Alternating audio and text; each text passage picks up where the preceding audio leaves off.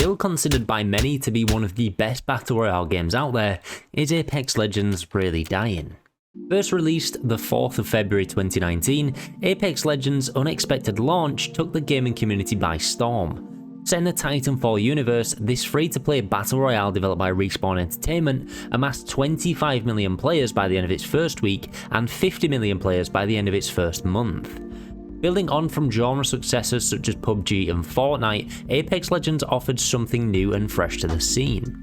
Originally based on a trios only mode, players would each have to choose from a selection of legends to build out their squad. Each legend would have lore built around them and offered a different set of abilities that would prove useful in different situations.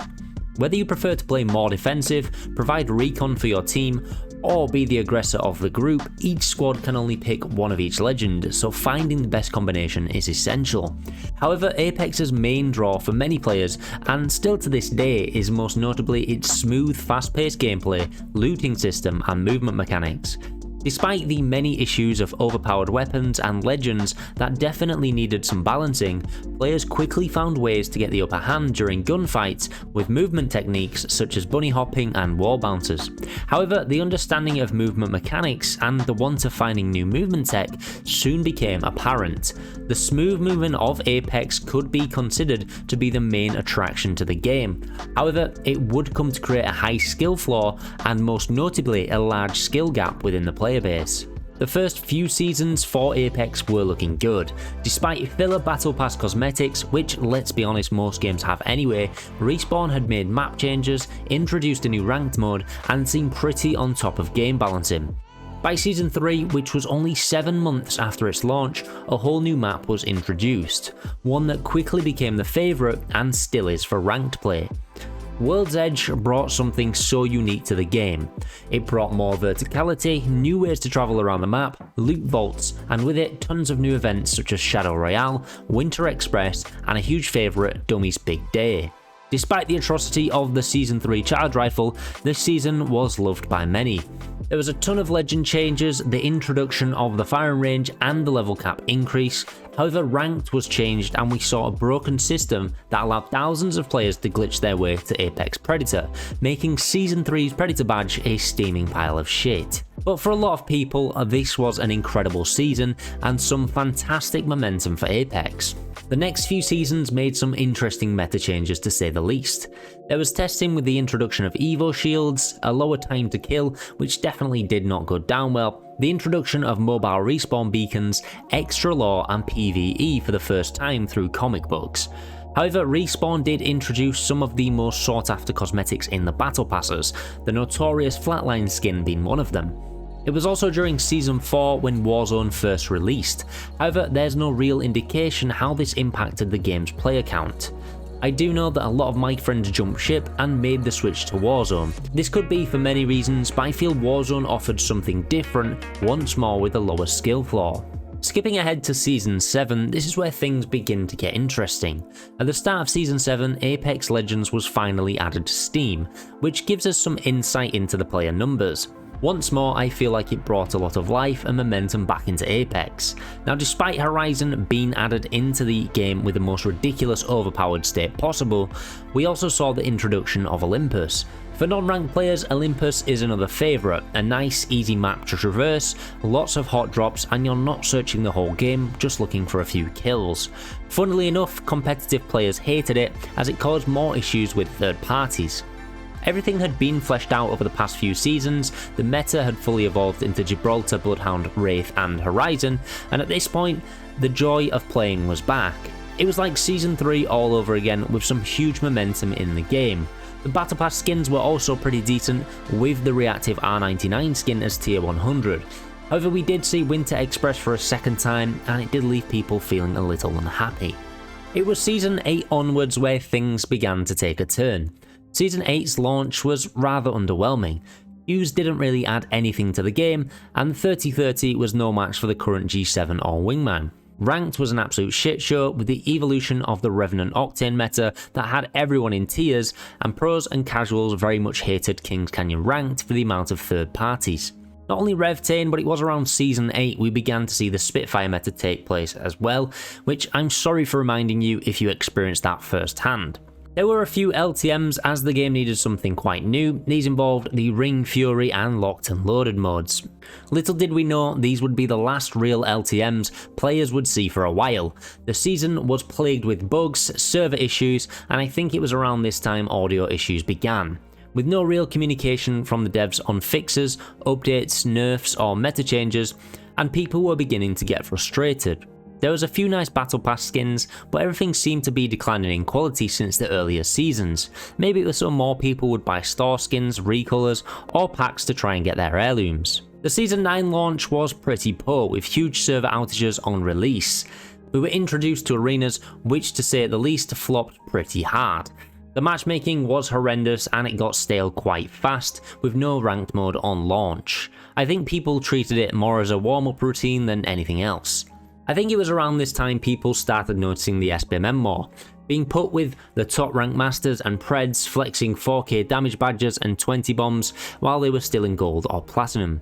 The skill gap was definitely increasing between players and it made it harder for newcomers to join the games. Season 10 didn't get much better, although ranked arenas was introduced, it felt more like a filler season. Ranked arenas matchmaking was still horrendous, to the point where being in Plat or Diamond would pair you with bronze and gold teammates. It didn't really make any sense. We also saw wall hack legends take full effect with the introduction of Seer. He honestly didn't have much about him except for having 5 different abilities in one, and this caused a real upset within the game. The Battle Pass had once again declined in quality with lots of filler charms and skydive emotes, DDoS servers seemed to be all over ranked, and there was no real improvement from Season 9. At this point players were getting fed up with the lack of communication, persistent bugs and issues that didn't seem to be getting fixed. However, the Steam player count was still rising, with the peak players for Apex hitting 330,000, which was its highest so far. This is super interesting considering from my perspective of being a long-time player, I felt like the quality of things were declining and the bugs were as persistent as ever with no real communication on updates from the developers. Warzone had been out for a year, so perhaps it was getting a little stale at this point, and Apex was the only real rival for those not interested in the turbo building Fortnite scene.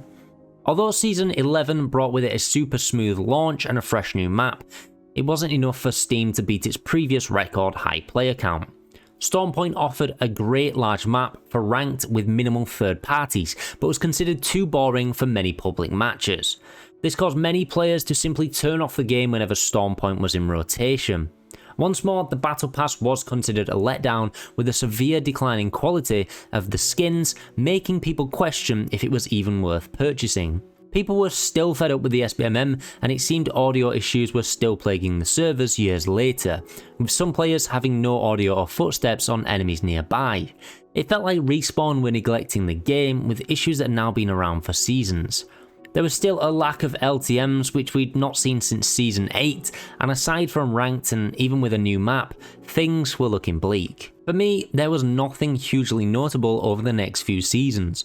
We saw the addition of Control in Season 12, which did bring the players count to a new high of 392,000 players.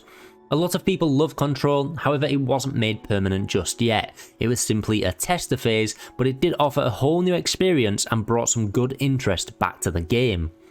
Despite continued issues with audio, SBMM and no Battle Royale LTMs, lackluster content and no news on a next-gen update or cross-progression, which had now been talked about for some time, the player count still continued to grow. Despite the next few seasons having changes to ranked, many players were quick to criticise them, including the pros. Many were becoming increasingly frustrated with the audio and matchmaking that had long played the game, and the maps they were being forced to play on ranked felt like they'd simply been outgrown and unplayable due to the number of third parties. There were no meta changes or new weapons to shake things up, and everything had been getting a bit stale for quite some time. The only welcome addition was in Season 14 with a new LTM called Gun Run. Aside from this, content was lacking and Recolors was about the only content around. Now it's interesting why this may have happened, but in August 2022, alongside the release of Season 14, Apex hit an all-time high of 510,000 players on Steam, which is absolutely huge. Now to me, it was probably around the time Warzone was becoming very stale, people were waiting for new games to be released with Modern Warfare 2 and Overwatch 2 on the horizon. Maybe people finally made the switch to Apex Legends and began to fall in love with the movement system for the first time. After all, movement was huge in Warzone and maybe players wanted more. Now, despite all of this and the problems that Apex has been plagued with the most recent release of Season 15 and a new map, Apex still has 403,000 peak players within the last 30 days. I've seen recent comments saying dead game and frustrations with the Winter Express coming for the 4th time around, but something is still keeping players coming back.